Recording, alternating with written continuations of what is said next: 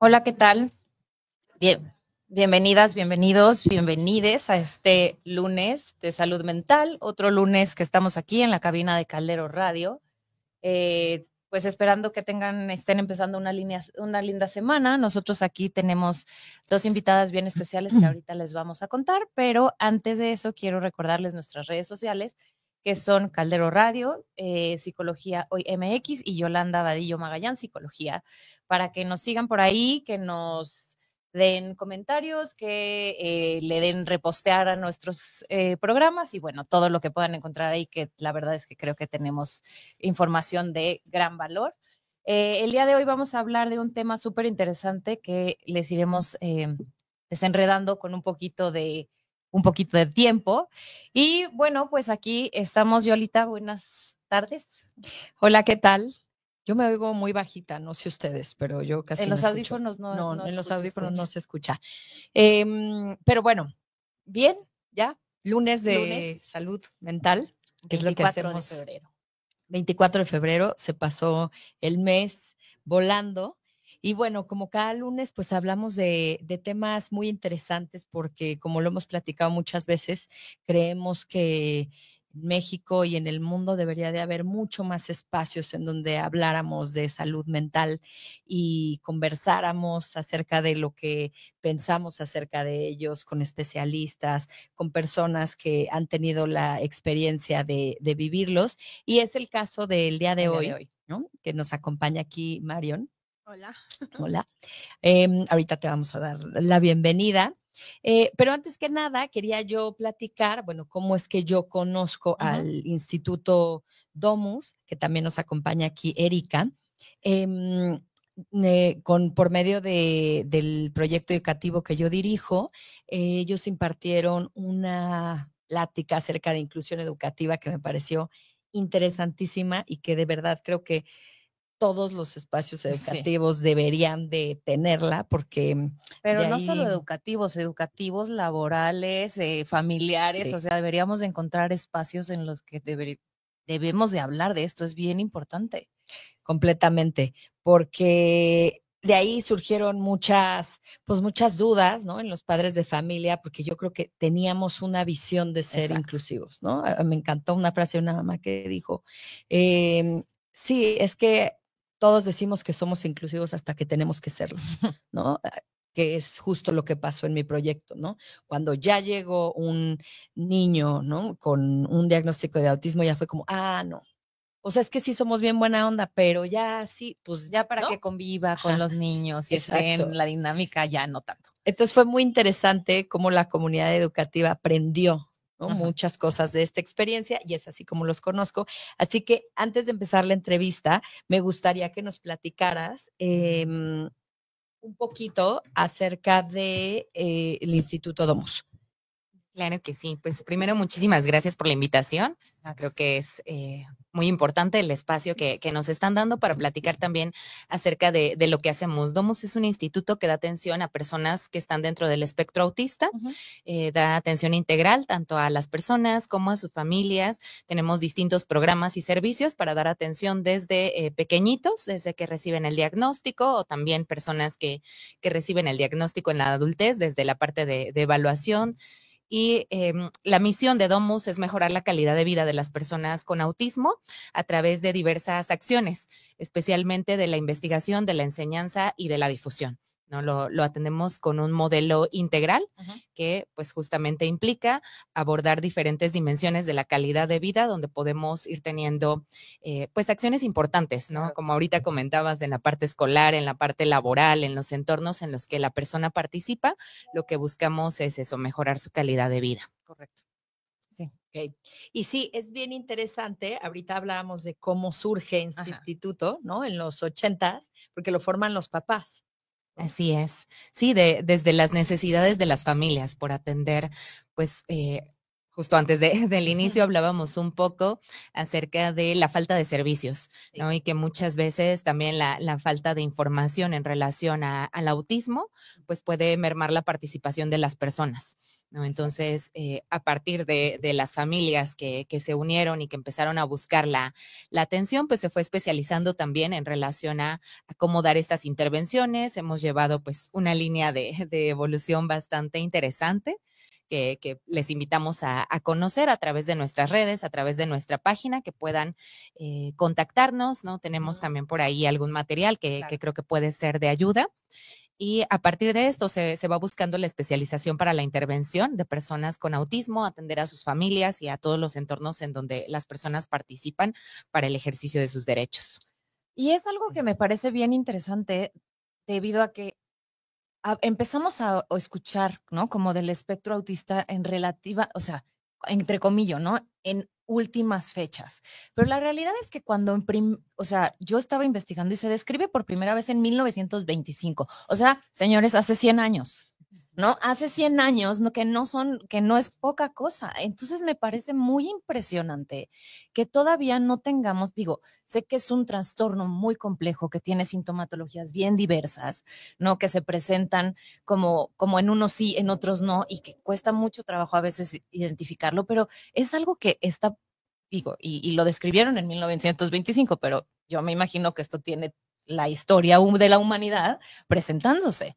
Entonces me parece bien interesante y también como bien alarmante que apenas, ¿no? Ahora estemos como empezando a verlo como un trastorno como muy robusto, que tiene muchas, pues, diferentes clasificaciones, que es justamente, ¿no? Como un espectro que va desde, ¿no? Y a lo que se refiere espectro es como una progresión, ¿no? Como,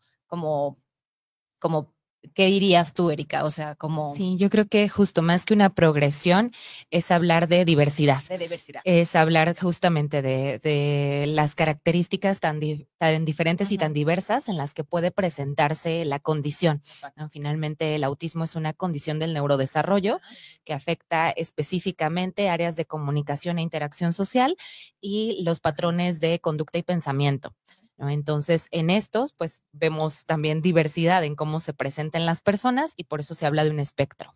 Ok. Sí, justamente ahorita con eso que dices de las fechas, o sea, en 2008 fue realmente cuando Naciones Unidas le pone, hace el Día Mundial, ¿no? De la concientización del autismo, ¿no? Este día es el 2 de abril, pero 2008. 2008. O sea, ¿no? Es realmente reciente empezar a hablar de esto. Algo interesante de su página, que no me gustaría que se me olvidara, es que, porque creo que al no hablar de estos temas, pues menos sabemos a veces cómo identificarlos. Y en su página tienen una parte donde tú puedes acceder, después de dejar tus datos y tal, a un test desde bebés, niños, adolescentes, adultos, que me pareció increíble que tengan estas herramientas para quien dice, bueno, pues a ver, yo tengo ciertas dudas porque a lo mejor mi bebé ya está en una etapa en la que podría hablar y no lo hace. ¿Qué es lo primero que pensamos en realidad? Por eso es que el caso de Marion me pareció tan interesante, porque como que siempre lo referimos y en mi experiencia ha sido con niños, porque yo trabajo con primera infancia. Entonces, normalmente eso es lo que he visto, pero tu caso es distinto. Bienvenida. Hola. ¿Cómo estás, Marion? Un gusto de verdad que me hayan invitado y muchas gracias también a Domus, a Erika por ahora sí que gestionar esta conexión, pero sí, efectivamente es un caso muy, muy distinto, porque yo me entero en la adultez, en la universidad, sola en otro país, en condiciones completamente ajenas a mi realidad. Así es. Y termina siendo un momento muy catártico, pero la verdad no lo hubiera vivido de otra forma. Ok. Oye, pues cuéntanos quién eres, a qué te dedicas. Bueno, sí, ¿verdad? Primero. Pues mucho gusto a todos los que están en pantalla. Mi nombre es Marion Ochoa. Actualmente soy parte de una fundación de impacto, es la Kitchener Impact Foundation. Soy directora adjunta ahí, en la División de México. Y básicamente lo que nos dedicamos es a un poco dar a conocer, enseñar, abrir espacios en cuanto a temas de inversión de impacto.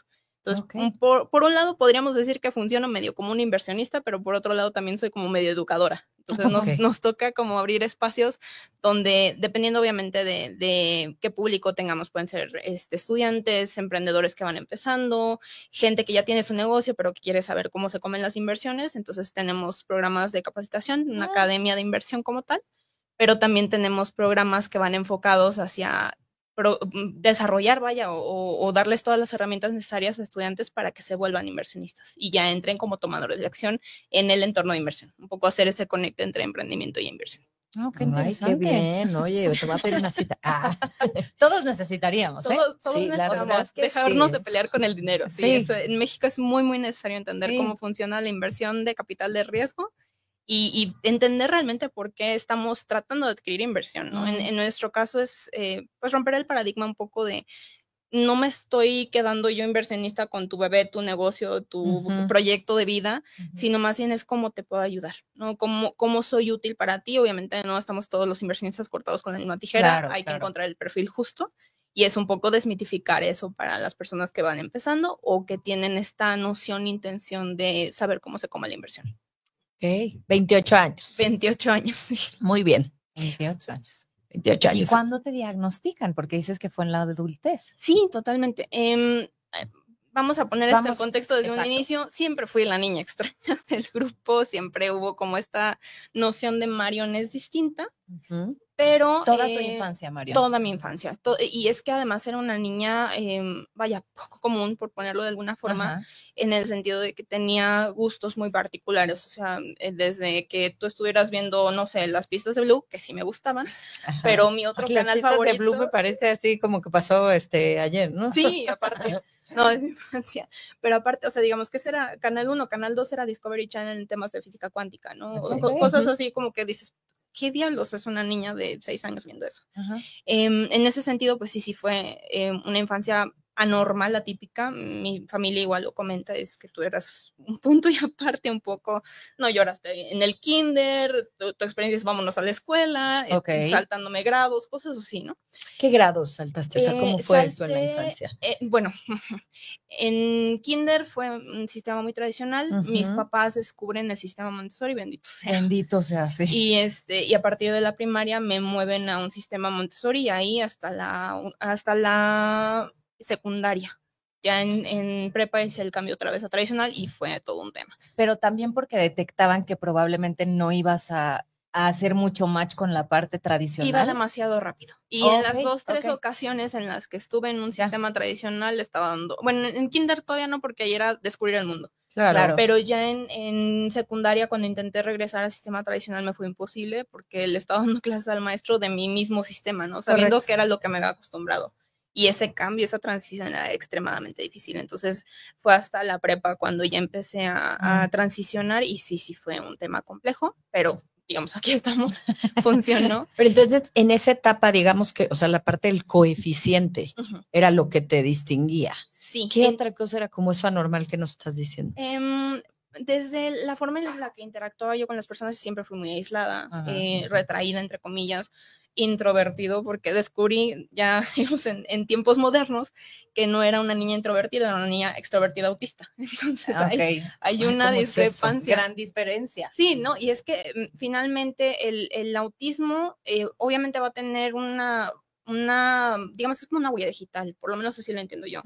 Se presenta de una cierta forma con cada persona y cada uno tiene su manera de enfrentarse al mundo con él.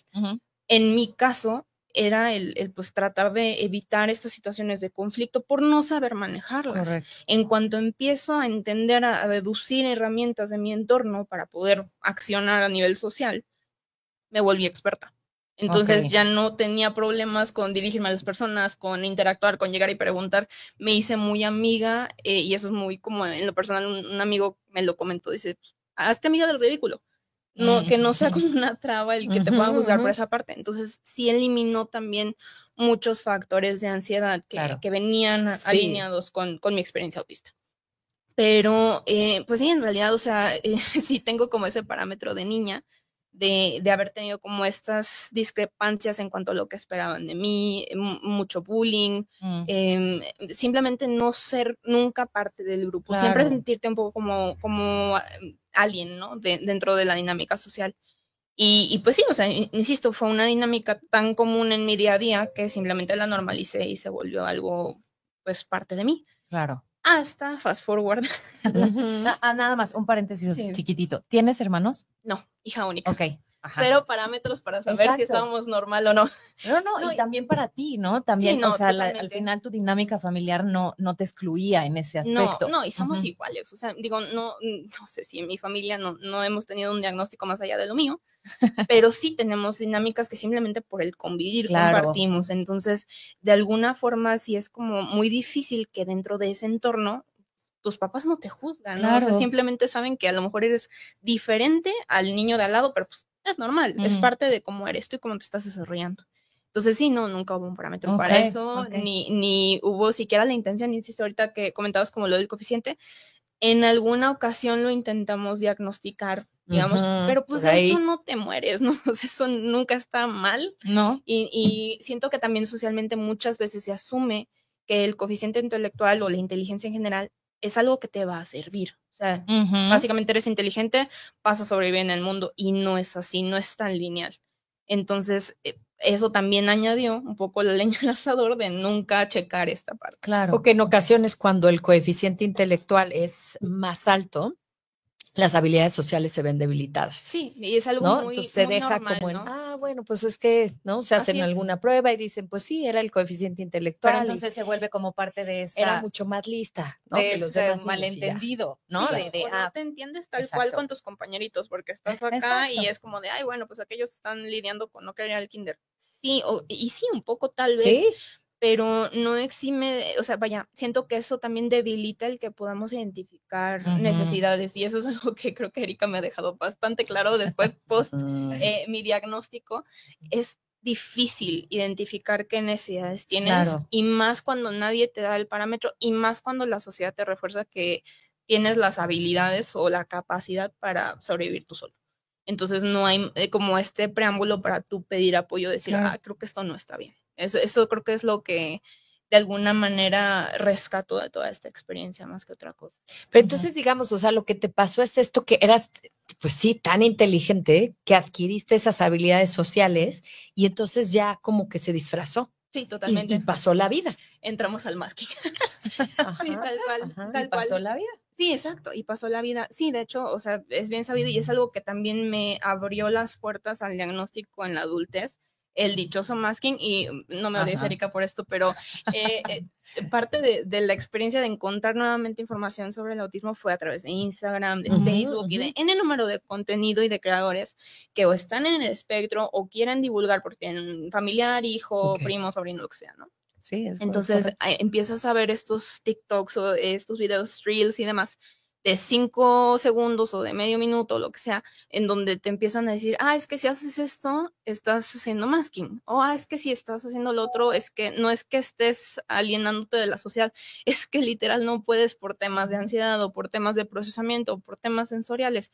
Y fue como de, caray, esto está interesante. Para esto uno de los intereses especiales que tengo justamente ha sido la psicología por muchos años. Entonces era como, pues sí, no estuve en la carrera, pero me encanta leer de estos temas. Entonces para mí era más como la búsqueda de simplemente entender un poquito más a fondo diferentes diagnósticos, diferentes trastornos. Y me empiezo a encontrar esto, me encuentro después de un tiempo una chica justo, y insisto, esto las voy a poner un poco en contexto, les decía que era en pandemia. Yo en ese momento, para terminar mi carrera, me fui a estudiar al extranjero, me fui a Finlandia a vivir sola. ¿Estudiaste negocios internacionales? Okay. Parecería, pero no. Vueltas a la vida. No, me gradué de negocios internacionales, ahorita estoy en humanidades digitales, ya en la maestría, y tengo una ensalada de perfil, cosa que también se le atribuye un poco a su mismo. Demasiados intereses especiales y demasiada información fluyendo a veces, entonces como que nunca acabas de sentar cabeza, por así decirlo. Pero sí, ya para terminar, digamos, mi programa universitario, se me abre la oportunidad de ir al extranjero a estudiar. Entonces de intercambio, tal cual. Sí, tal cual. Y yo quería entender, porque yo batallaba con la escuela mucho, con este sistema tradicional, dije, tengo que ir a la meca de la educación. Vámonos a Finlandia. A ver qué novedades tienen por ahí. Y ahí, con perdón de mi alma mater, el TEC de Monterrey, yo renegaba muchas veces de lo que me costaba todo, pero no, mis respetos, o sea, una vez llegando a Finlandia resulta que es el mismo sistema, ¿no? Y realmente no varía en cuanto a dinámicas, en cuanto a innovación, están muy a la vanguardia. Y lo agradezco mucho porque pues desmitificó mucho de mi experiencia, claro. ¿no? Y realmente te abren espacios. Pero bueno, les digo, me fui de intercambio, me fui a Singapur, me vino persiguiendo el COVID desde Asia. Dios, okay. Estuve un mes, hagan de cuenta que me fui en 31 de diciembre de 2019, yo estaba saliendo de México. Y para ti, además, aislarte, pues no era un problema. Y había vivido en el extranjero. Sí era complejo, o sea, no te puedo decir que no venía acompañado de mucha ansiedad en hacer esta transición, porque era de, se te queda tu, no sé, tu peine o lo que sea, con, Dios, ¿y ahora qué voy a hacer? Y mucha esta aprensión de no puedes gastar o no puedes hacer esto, todo, como mucha maraña en la cabeza hasta que no vives la experiencia y hasta que no puedes tomar decisiones y adaptarte. Pero hasta eso ya para esa etapa ya era más sencillo. Entonces, sí agarré, me subí a un avión, adiós, bye, nos estacionamos en Singapur, a las 3 semanas empieza todo el merequetengue del COVID, y justo empecé, creo que ya para mí también a nivel como psicológico era una etapa en donde empezaba yo a ver fallas y un burnout, sin saber exactamente de qué se trataba, pero ya no me era fácil concentrarme, ya no me era fácil responder. Incluso yo digo que en algún punto de mi vida también he tenido como experiencias con autismo selectivo. Entonces, cuando ya es como a una etapa de tanto estrés, ya tú, o sea, como que tienes un shutdown y ya no sabes cómo comunicarte hacia afuera o ya no tienes esa capacidad. O sea, no puedes, se te hablar. Dificulta. Sí, no, dejas de hablar, tal cual. Entonces, es difícil, o sea, cuando te están presionando, porque insisto, todo el mundo asume que puedes. Claro. Es difícil el transmitir esta experiencia de ahorita no me hables porque te ladro, ¿sabes? O sea, ahorita no. Sí, estoy sobrecargada, ¿no? Sí. Y realmente no procesas tampoco el qué te está pasando a ti de manera interna porque no hay un referente, más sin el conocimiento. Ya una vez teniendo el término, a veces es más sencillo como, ok, y creo que eso ha pasado mucho con el diagnóstico. Pero no necesariamente es así. Entonces, sí me acuerdo haber tenido experiencia con amigos, que creo que por ahí andan en la transmisión, en donde me dicen, es que ¿por qué no avisas o por qué no haces esto? Y pues es difícil, o sea, yo a veces ni siquiera notaba que estaba sucediendo eso conmigo. Entonces, pasa esa experiencia en Singapur, salgo corriendo de Asia y tengo 4 días para hacer todo mi traslado a Finlandia. Volé de regreso a México, dejé mis vestidos de verano, agarré mis suéteres y me volví a ir a Finlandia a menos 17 grados. Y ahí es donde me toca justamente encerrarme. Entonces ya era como, pues ya estaba por demás, yo creo, el tener ese momento de introspección y de tener el espacio para estar conmigo. Y obviamente, pues en los tiempos libres, la dinámica para mí me permitió como explayarme con estos temas de psicología y vuelvo a entrar un poquito como en esta búsqueda de experiencias, de artículos, cosas que estuvieran relacionadas con diferentes trastornos. Pero sí por una inquietud, Marion, de descubrir algo tuyo o meramente por conocer el ámbito psicológico. Creo que un poco de ambas, porque nunca dejas de proyectarte un poco, ¿no? O sea, a lo mejor a mí me encantaba mucho leer sobre TID. Justo porque pues por ahí en la familia tuvimos un caso en donde parecía como que se había manifestado un caso de TID, al final no fue así, pero siempre me llamó la atención porque se me hace uno de los trastornos más complejos a veces de entender y a veces de los más satanizados también. Entonces, no sé, como que, insisto, muy como de enfoque y de que no te sales de ese punto de información, me fui por ese lado, pero terminé después cayendo en el lado del autismo en la adultez y justamente me acuerdo que apareció un video de YouTube de el autismo en adultos y en mujeres no se presenta como tú crees. Te lo imaginas. Y ese era el cliffhanger, ¿no? Así como de, ¿y ahora qué sigue de esto?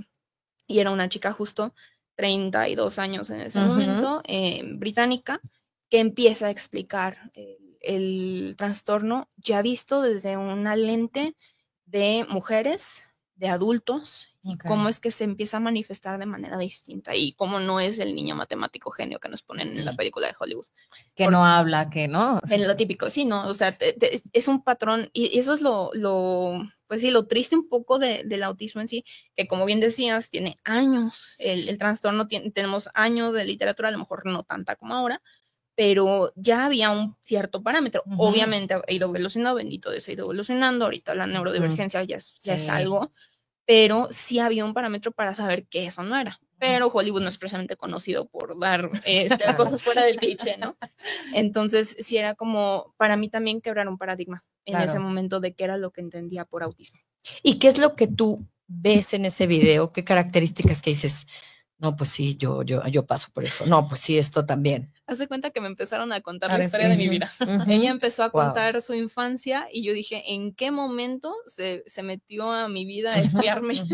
Porque tenía todo mucho sentido, ¿no? También no falla en la comunicación, pero sí esta discrepancia entre lo que te entiende tu grupo social a lo que tú crees, bullying, dificultades para poder comunicar tus emociones, o a veces que te dicen que no tienes emociones porque no las proyectas o porque no le avisas a tu cara, ¿verdad? Pero no es algo que uno pueda como controlar, vaya, o sea, simplemente es la forma en la que tú procesas, a veces no procesas de la misma forma y no se va a mostrar, o a veces justo el masking te juega en contra.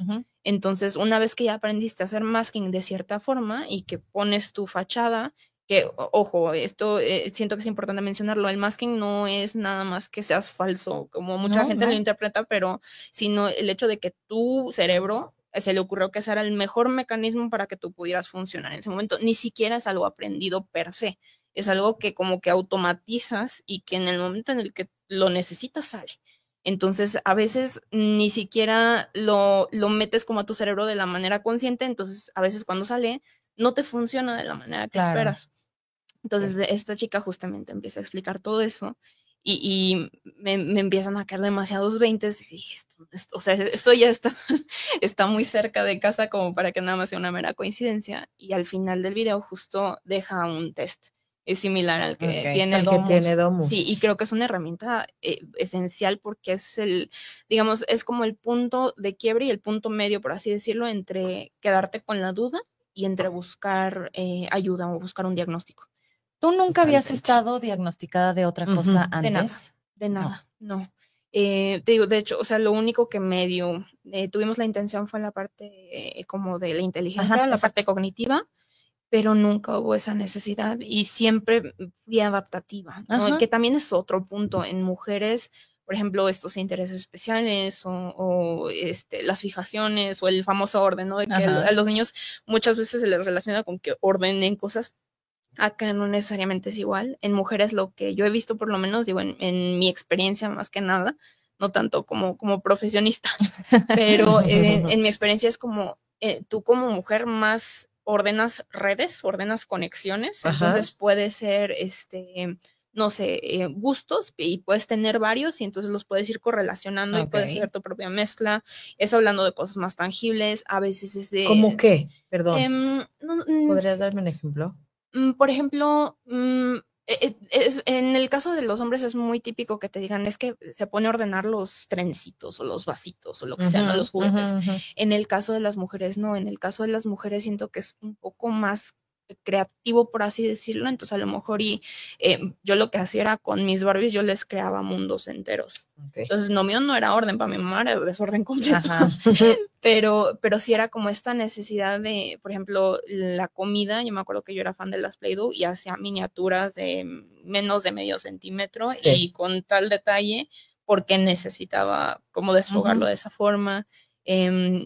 Tenía como esta noción de que tenía que quedar perfecto porque si no, no era suficiente. Entonces, te digo, ahí es donde siento que entra esa noción de no puedes soltar o tienes que tener esa secuencia, ese orden. Ahora ya más grande es como a veces cuesta trabajo el iterar fuera de la caja, que no me considero una persona no creativa, ojo, pero a veces cuesta el salirse de esa dinámica que ya traes más lineal de cómo proceder con algo.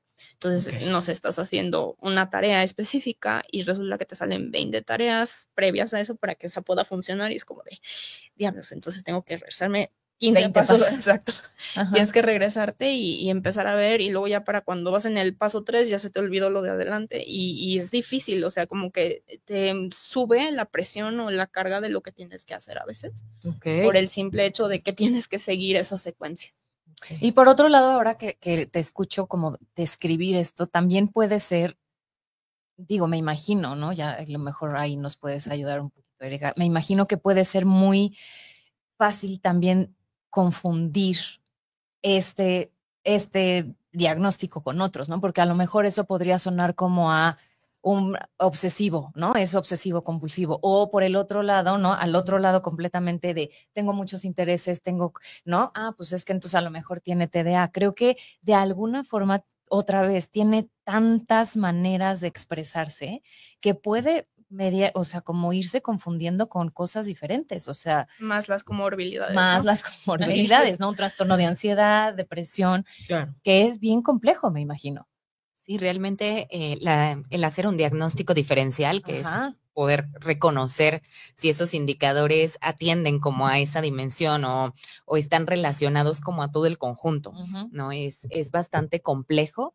Creo que yo retomo algo que mencionaba Marion, es como una huella digital. Ajá, me ¿no? encantó. Finalmente, es que todos la tenemos, ¿no? Todos compartimos eso. Sin embargo, la forma en la que esto se ordena, la forma en la que esto se manifiesta, puede ser distinto en cada persona, ¿no? Entonces, como mencionaba Marion, quizá en alguna persona se ve en alinear juguetes, pero en otras se ve en alinear conceptos, ¿no? En otras se ven estas dificultades para la resolución de problemas en cuanto a ver alternativas, que era lo que Marion mencionaba, como salirte de la caja, Exacto. ¿no? De salirte de este procesamiento como más lineal. Entonces, sí es muy importante también aquí atender la calidad de vida y la funcionalidad en tu contexto, ¿no? Que cuando hay algo que te salta, que por ahí no te está haciendo sentir cómodo, creo que sí es muy importante acudir con un especialista que pueda realizar este diagnóstico diferencial. Porque, y para nada, ahorita que decías, me vas a odiar por lo de las redes sociales, al contrario, creo que todos estos espacios facilitan la información, facilitan el acceso a conocer de experiencias de otras personas y a partir de esto poder atenderlas. Sin embargo, hay que ser muy cuidadosos con ellos, ¿no? Que no sea justamente como lo vi, entonces ya sé que yo cumplo con esas mismas características, porque finalmente en todos los trastornos son características humanas, todos las vamos a tener. El tema es justamente la predominancia, la frecuencia, la intensidad con la que se presentan, la que nos puede hablar de un indicador importante en relación a un trastorno. Entonces, sí sería muy relevante que si notan por ahí alguna característica, no se asusten, no digan como, claro, tengo esto y tengo también esto otro y aquello, sino más bien reconocer qué impacto está teniendo en mi vida, en mi salud mental, ¿no? Ahorita que comentaban, este es un podcast de salud mental porque nos interesa hablar de lo que sucede y que muchas veces se normaliza o se invisibiliza, ¿no? De justamente eso no es importante, no, solo deberías de poder ajustarte a la escuela, deberías de poder ajustarte a ser amigos y podemos como llevarlo a esos extremos. Entonces creo que es muy importante que cuando se reconozcan esas características, saber que es parte de la experiencia humana, sin embargo, si está afectando en alguna dimensión de tu vida, acudir con un especialista para que se pueda hacer este diagnóstico diferencial y se pueda dar la atención a esas necesidades de apoyo. Sí, de acuerdo. Yo creo que como dice Marion y como dices tú, ¿no? Las redes sociales al final tienen una parte maravillosa porque te puede como decir, oye, ¿no? O sea, esto sí me pasa, o como ir uniendo, yo digo que es como ir uniendo cabos, ¿no? Atando cabos, es como, yo lo oí de ella, pero entonces ya vi otro video de esto otro, y entonces medio leí, investigué y esto otro, y entonces vas atando cabos y dices, ok, sí, toda mi vida he vivido así, pero tal vez no es normal, ¿no? Tal vez necesito una ayudita, tal vez, o que me digan que no, que me digan, oye, ¿sabes qué? No tienes nada, deja de buscar en Google y no, o sea, claro.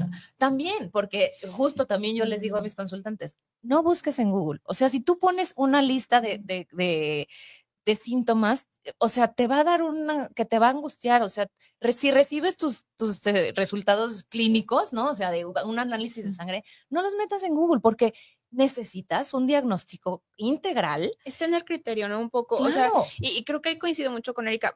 Creo que el internet, y esto lo han de haber oído 20 veces, es una vecindad chiquita, pero a nivel mundial. Sí. Entonces, de alguna manera para eso sirve. A lo que me refería un poco con la parte de redes es, sí, tómalo como la experiencia y de una forma validante, porque también caemos a veces en este contexto de solo el diagnóstico va a validar lo que tú tienes. Y creo que también ese es un error.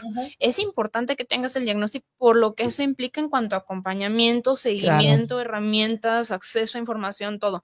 Pero si digamos que tú en este momento no tienes la capacidad, por lo que quieras, ¿no? No tienes la capacidad en este momento de buscar un diagnóstico, eso no hace menos válida tu experiencia, o eso no hace menos válido los síntomas o lo que puedas estar viviendo. Simplemente con criterio, ¿no? Si alguien ya te dijo, oye, es que estoy dentro del espectro, estoy viviendo esto, se parece a lo mío, y esa persona también te ofrece lo estoy solucionando así. Es muy común también en redes quien te comparte su caja. Sus estrategias. Sí, exacto, su cajita con cosas para grounding, ¿no? Para volver como al momento presente. Hay gente que te comparte, oye, es que yo solucioné esto. Yo me enteré que, por ejemplo, irte por un snack en la medianoche, y en mi caso particular siempre desde niña fue el queso, y resulta que era un tema sensorial, no era de hambre.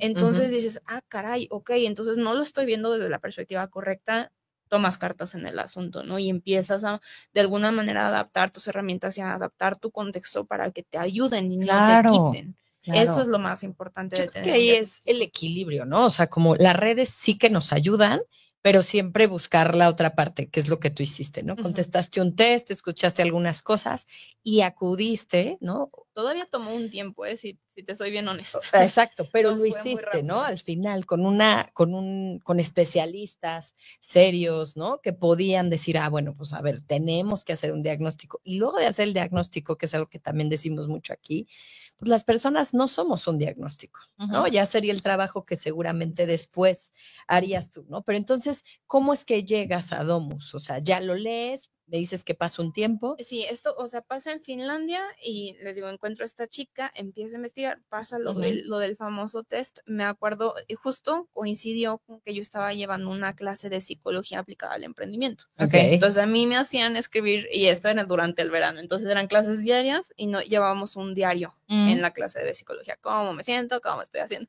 Nunca en mi vida he podido llevar un bendito diario hasta ese momento, y creo que fue muy ad hoc porque ahora digo, en retrospectiva está padre el ver lo que escribí en ese momento de transición, porque sí fue un shift completo de tu realidad, y poderlo ver ahora y decir, chale, ok, no.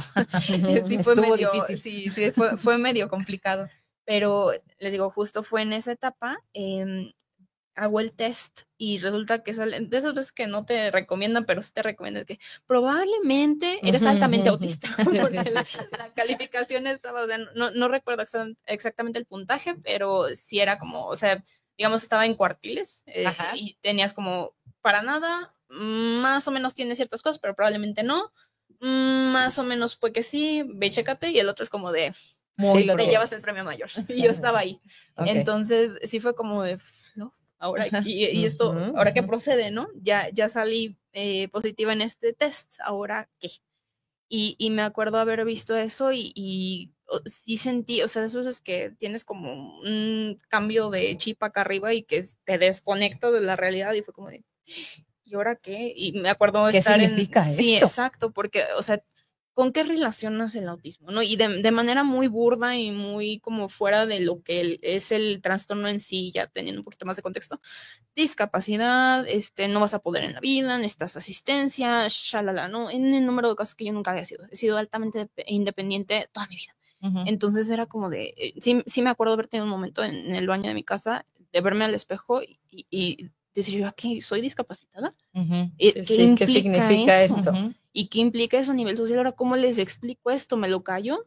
No, o sea, ¿qué le hablo a mi familia? ¿Qué onda? Claro. Y sí o sea, pasó como una semana en la que yo me sentaba en la biblioteca, así de esas veces que como te llegan los flashbacks y nomás te sale la lagrimita traicionera de era esto. Y recuerdos del kinder se me desbloquearon muchas cosas que yo había incluso como que sacado de mi bitácora para no lidiar con eso, y luego al empezar a investigar un poco más y un poco más y un poco más empiezan a tener sentido. Claro. Entonces fue como ese espacio justo, insisto, qué bueno que fue en pandemia, qué bueno que fue en un contexto donde no había, digamos, como ya una vorágine de responsabilidades más fuertes, trabajo, estaba fuera de casa, entonces tenía el tiempo para mí. Eso era, yo creo que fue lo más importante de todo ese proceso. Pero aún así, y insisto, yo estuve 8 meses fuera, aún regresando a México, y teniendo la noción de que pues casi seguro que iba a tener autismo, no fue tan rápido el acercarme a una institución. ¿Allá no lo intentaste? No, allá no. Sí lo vi, de hecho en Finlandia la ventaja es que también la salud mental, de hecho en general esa sociedad es preciosa porque no te juzgan. Sí. Y yo me acuerdo, igual, broncas de no poder comunicarte, de estar en estrés, y pedí una cámara a la escuela y tenía un tiempo determinado para regresarla, me tardé como una semana más, me habló el de la renta. Ajá. Oye, falta de regresar tu cámara. Sí. Yo, sí, perdón, yo aquí ya me van a llevar a la cárcel, ya valió. ¿Y cuándo la puedes traer? Y yo, es que estoy fuera, ¿puede ser como en 2 semanas? Sí, está bien, te veo aquí en 2 semanas. Digo, ¿qué es esto? Qué divinos. Sí, allá no hay este contexto de a la mala, de te castigo, de te voy a hacer miserable la existencia hasta que no cumplas con lo que yo quiero. Socialmente acá sí es algo que reforzamos. Entonces, claro que te afecta y claro que afecta tu experiencia y la forma en la que puedes comunicar tus necesidades. ¿Por qué? Porque todo el mundo tiene la expectativa, la orden del día. Entonces, en ese sentido funcionó muy bien. Cuando regreso sí es más como, ok, ya estás acá, ya estás en casa, ¿te quedas con la duda o le entras a todo lo que va a venir después del diagnóstico? Y lo que traté de hacer es ser muy consciente con el proceso que iba a llevar. Simplemente no acercarme con cualquier psicólogo, sino que justo ahí, bendito Dios, en León, de donde soy, tuve la oportunidad de tener como conexiones con especialistas, gente que o tenía familiares y que se había de alguna manera especializado con eso, o con conexiones con diferentes personas dentro del ámbito. Y que me pudieron dirigir, ¿no? Entonces, a partir de ahí fue como de, ok, vamos a ver si hay algo en la ciudad. No hubo como tal en ese momento. Ahorita creo que ya hay un poquito más de presencia, se conoce un poquito más, pero en su momento no. Sí. Y fue la manera en la que llegamos, ¿no? Buscar en Ciudad de México y buscar especialistas realmente trabajando con el trastorno al día a día. Porque una cosa es que te digan, sí, conocemos de autismo y lo sabemos. Yo me encantó porque de alguna manera solita me desarrollé mis filtros. Llegaba y les preguntaba, oye, es que diagnosticas por Asperger, y yo por acá ya había hecho mi investigación kilométrica del Asperger, no existe y o sea, no es que no exista, vaya, pero ahora se entiende que está dentro del tema. Porque justo el Asperger era una manera de hacerte como un poco responsable, o sea, de todo lo que quiere la sociedad de ti. Sí, el del Asperger sí va a poder. Y fue una forma muy utilitarista de tratar de diagnosticar. Y eso siento que todavía pone más en riesgo. Claro. Obviamente, sé que no es la perspectiva que todo el mundo tenía ya una vez diagnosticándose y tratando el trastorno, pero sí, vaya, el tener, por ejemplo, el diagnóstico de Asperger sí cargaba con ese peso de no siempre te van a brindar herramientas. A lo mejor van a terminar asumiendo que tú sí puedes, que vas a ser altamente funcional, cuando el altamente funcional es la mayor mentira que he oído en mi vida. No, bueno, qué difícil ser altamente funcional, sí, ¿no? Yo quisiera que me digan, sí, exacto, que me digan dónde y quién para que me enseñe. No, la realidad es que sí, puedes ser funcional en ciertos ámbitos, puedes exceder la expectativa en otros ámbitos, pero en otros no funcionas, o no vas a funcionar, o necesitas apoyo, o necesitas ayuda, y eso... Vaya, no hay nadie, insisto, que te lo enseñe hasta que no empieces a identificar qué necesidades tienes, dónde estás sufriéndola, dónde estás teniendo broncas, por qué. Todo eso te da como las bases del contexto para que tú puedas empezar a tomar decisiones de forma crítica sobre tu persona y sobre tu experiencia. Correcto. Oye, Marion, ¿y cómo, porque si se nos va el tiempo así súper de volada, ¿cómo cambia tu vida ya a raíz del diagnóstico? Una vez que te dicen, bueno, pues sí, o sea, estás dentro del espectro, ¿cómo cambia todo para ti? Siento que fue más a nivel interno, en el sentido de sientes como la catarsis, como si te exorcizaran en ese momento de, ok, este paradigma que tenía de mi persona va a cambiar completamente a partir de este día. Sí lo sentí así.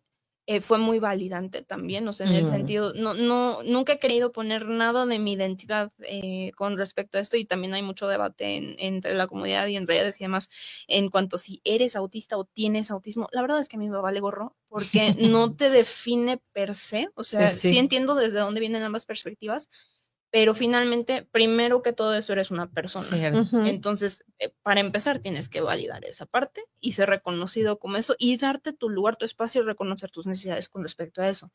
como deberíamos de hacerlo todos. Exactamente. Y que creo que todos los seres justamente humanos. eso es lo que se nos olvida, ¿no? Como Exacto. sociedad, porque entonces la persona se vuelve la enfermedad, el diagnóstico, ¿no? Y se deja de ver al ser humano, ¿no? Que Eso eso es lo también que a veces pasa mucho en las escuelas, desafortunadamente, Exactamente. ¿no? O sea, Y sigue pasando. Sí, Les puedo sigue decir, pasando. ahorita estoy en nivel maestría y sigue sí, sucediendo. sí. Pero y incluso ahorita por eso a mí me gusta mucho la parte de la terminología de neurodivergente o neurodiversidad, porque justo es un poco el reivindicar de no importa por qué o de dónde estás partiendo, simplemente ya sabemos que hay esta cantidad de diferentes perspectivas en el tablero, ¿cómo le hacemos para construir una realidad sí. juntos? Y eso ya cambia mucho la manera en la que incluimos personas, en la que abrimos espacios laborales, en la que construimos dinámicas educativas, cómo nos acercamos, cómo aportamos para brindar redes de apoyo y demás, ¿no? Entonces, tiene mucho que ver también cómo percibimos desde un inicio, si percibimos trastornos o percibimos personas que necesitan apoyo. Exacto. Justo, ahora que dices esto, pienso en un programa que tuvimos hace poco con una chica que nos hablaba de discapacidad, de personas que viven con discapacidad. Y justamente como que ese fue el cierre del programa, ¿no? Que era, nosotros no queremos, ¿no? O sea, la gente que vive con discapacidad, no queremos que nos digan, ay, sí, pobrecito. O sea, queremos tener espacios en los que nos podamos desarrollar como cualquier otra persona. Que tengamos las capacidades, o sea, que todo esté ambientado, o, ¿no? O sea, que haya rampas, para que yo no necesite, ¿no? Y es que va a haber 20 formas también de hacerlo, ¿no? Exacto. O sea, yo en algún punto tenía este ejemplo, una persona, algo muy tangible, ¿no? Alguien que no pueda caminar. Exacto. Su necesidad no es caminar, es movilidad. Es moverse, exactamente. Entonces, ya sea que lo haga con asistencia, con una silla, con un exoesqueleto así bien fregón o lo que sea, o que abramos espacios en donde pueda a través de la virtualidad, lo que sea, pero mientras le brindemos esos espacios y esas herramientas, esa persona va a tener una mejor calidad de vida. Entonces, parte por ahí, ahorita con tu pregunta me resuena también mucho eso. Siento que yo antes del diagnóstico no tenía contexto tan claro de mis necesidades. Y de hecho creo que ese fue el primer acercamiento también que tuve con Erika de entré a terapia porque iba a entrar a trabajar.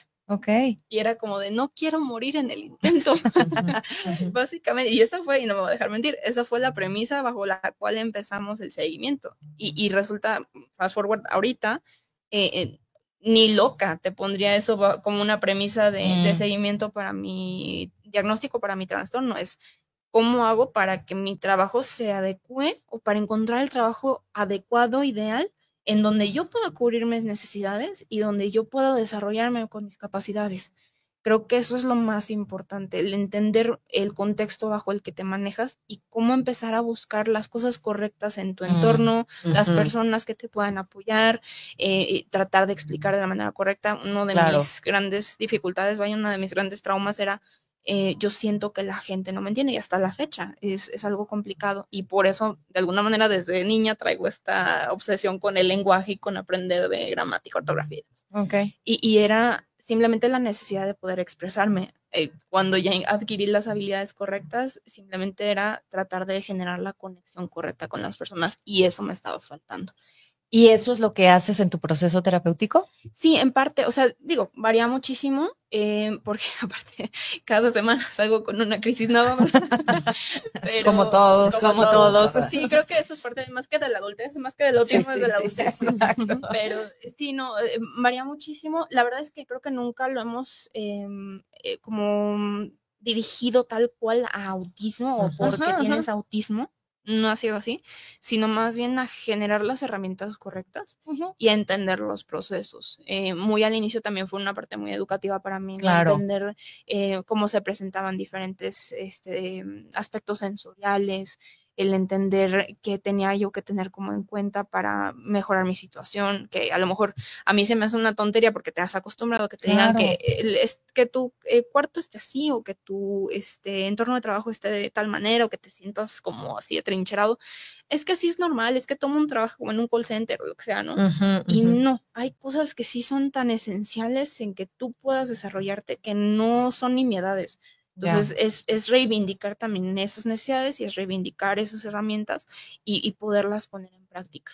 Entonces para mí un poco ha sido más ese seguimiento. Obviamente también como tratar en retrospectiva muchas cosas y vivencias y todo y cosas que sigo arrastrando, pero pues eso creo que todos de alguna manera lo vimos de una otra forma. Entonces, creo que para mí lo más esencial ha sido eso, ¿no? Como poder tener un espacio para justamente desarrollar herramientas, desarrollar ideas, conceptos que me puedan ayudar a entender mejor lo que estoy viviendo y cómo poder seguir adelante con eso.